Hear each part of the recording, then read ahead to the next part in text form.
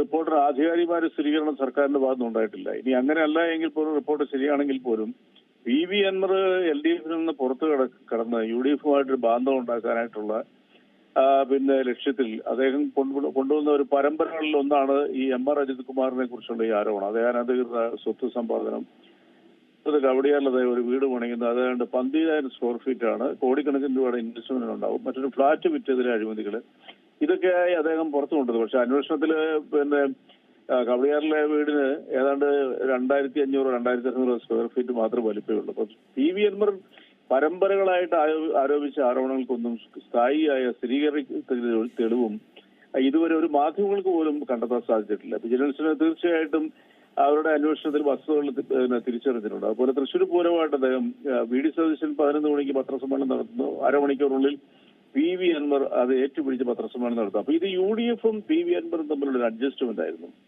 ഇതാണ് ഇപ്പോൾ തെളിഞ്ഞു വരുന്നത്. അതിനിപ്പോ കുറെ മാധ്യമങ്ങൾ അതിനെ കുട്ടിക്കൊഴിച്ചിക്കുന്നല്ലാതെ കൊണ്ട് MR അജിത് കുമാറിനെ കുറിച്ചുള്ള ആരോപണങ്ങൾക്ക് യാതൊരു തെളിവോ സ്ഥിരീകരണമോ ഇല്ല എന്നുള്ളത് വ്യക്തമായി കഴിഞ്ഞു. പിന്നെ പോലീസിന്റെ ഭാഗത്തൊരു അലംഭാവം അവിടെ ഉണ്ടായിട്ടുണ്ടായിരുന്നത് അത് മുഖ്യമന്ത്രി നിയമസഭയിലും പറഞ്ഞിട്ടുണ്ട്. സ്വാഭാവികമായും നടപടി ഉണ്ടാവും. അത് ഈ അന്വേഷണ റിപ്പോർട്ടിലുള്ളതായിട്ടാണ് എനിക്ക് മനസ്സിലാക്കാൻ സാധിക്കുന്നത്. അതിൽ MR അജിത് കുമാറിന്റെ റോള് ഒരു കാരണവശാലും സ്ഥിരീകരിക്കാൻ ഇതുവരെ ആർക്കും സാധിച്ചിട്ടില്ല. MR അജിത് കുമാർ എന്ന് പറയുന്ന മിടുമിടുക്കനായ ഒരു ഓഫീസർ, ഒരു IPS ഉദ്യോഗസ്ഥൻ. അദ്ദേഹം ക്രമസമാധാന ചുമതലയുള്ള ADGP ആയിരുന്നപ്പോൾ അദ്ദേഹത്തിന്റെ നടപടികൾ പലതും ശ്ലാഘനീയമായിരുന്നു. കേരളത്തിലെ പല കാര്യങ്ങളിലുള്ള ഇടപെടൽ അത് ദഹിക്കാതെ വന്ന പ്രതിപക്ഷവും അൻവർ തനിക്ക് രക്ഷപ്പെടാൻ വേണ്ടിയിട്ട് അല്ലെങ്കിൽ UDFുമായിട്ട് രഹസ്യ ബാന്ധവത്തിന് വേണ്ടി ശ്രമിച്ചുകൊണ്ടിരുന്ന സമയത്ത് കൊണ്ടുവന്ന ഒരു കുറെ ആരോപണ പരമ്പരകളിൽ ഒന്ന് മാത്രമാണെന്നുള്ളത് ഇപ്പൊ വസ്തുതാപരമായിട്ട് തെളിയിക്കപ്പെട്ടു കേരളം. അത് മാധ്യമങ്ങൾക്ക് അത് ബോധ്യപ്പെട്ടോണ്ടെന്ന് എനിക്കറിയത്തില്ല. എന്തായാലും അൻവർ എന്ന് പറയുന്ന നിലമ്പൂരിലെ മുൻ MLA കേരളത്തിനോട് വിളിച്ചു ആദ്യം കിട്ടിയ പിന്തുണ അദ്ദേഹത്തിന് ഇപ്പൊ പൊതുസമൂഹത്തിനില്ല. അത് പ്രത്യേകിച്ച് CPM തകർക്കാൻ വേണ്ടിയിട്ട് അദ്ദേഹം ആദ്യം DMK ആയിട്ട് കൂട്ടുചേരാനുള്ള ശ്രമം നടന്നു. DMK അത് ഔദ്യോഗികമായിട്ട് അംഗീകരിച്ചില്ല. DMK പിന്നീട് അത് തള്ളിക്കളഞ്ഞു. ഇപ്പോഴാ തൃണമൂൽ കോൺഗ്രസ് ബംഗാളിലെ മമതാ ബാനർജിയുടെ തൃണമൂൽ കോൺഗ്രസുമായിട്ടൊരു ബാന്ധവം ഉണ്ടായി.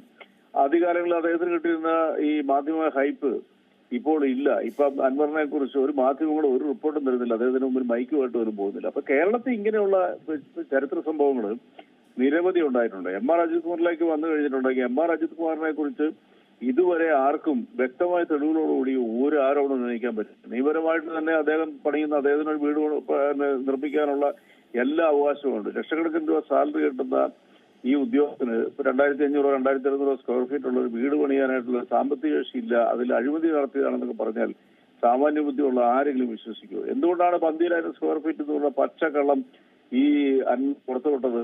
അതിന്റെ വസ്തുതയില്ലേ? ആ സ്ഥലം പോയി ഞാൻ കണ്ടതാ. ഈ വാർത്തകൾ ഇതുപോലെ ഹൈപ്പിൽ നിൽക്കുന്ന സമയത്ത് നമുക്ക് പ്രത്യക്ഷ തന്നെ ബോധ്യവും അതിനുണ്ടെന്നാണ് അയാൾ പുറത്തുവിട്ടത്. അപ്പം വസ്തുതകൾക്ക് വിരുദ്ധമായ രീതിയിൽ കേരളത്തിലെ പൊതുബോധത്തെ തിരിക്കാൻ ശ്രമിച്ച അൻവർ സ്വാഭാവികമായിട്ട് ഇപ്പം വല്ലാത്തൊരു രാഷ്ട്രീയ പടുകുഴിയിലേക്ക് മാറിയിരിക്കുന്നത്. ഇപ്പൊ അതേപോലെ UDFിന് പോലും വേണ്ടെന്നാണ് നമ്മൾ മനസ്സിലാക്കിയിരിക്കുന്നത്.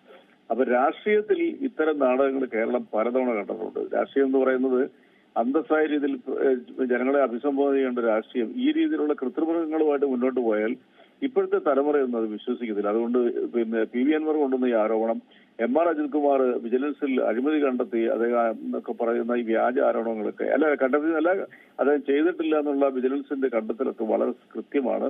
PV അൻവറും ഇത് ഉയർത്തിക്കൊണ്ടുവന്ന PV അൻവർ പിന്തുണ കൊടുത്ത UDFും ജനങ്ങളെ ശിക്ഷിക്കപ്പെടുമെന്നുള്ളതാണ് ഇക്കാര്യത്തിൽ എനിക്ക് പറയാനുള്ളത്. ഏറ്റവും പുതിയ വാർത്തകളും വിശേഷങ്ങളും വിരൽ തുമ്പിലറിയാൻ Zee മലയാളം ന്യൂസ് എല്ലാ ഡിജിറ്റൽ പ്ലാറ്റ്ഫോമുകളിലും ലഭ്യം.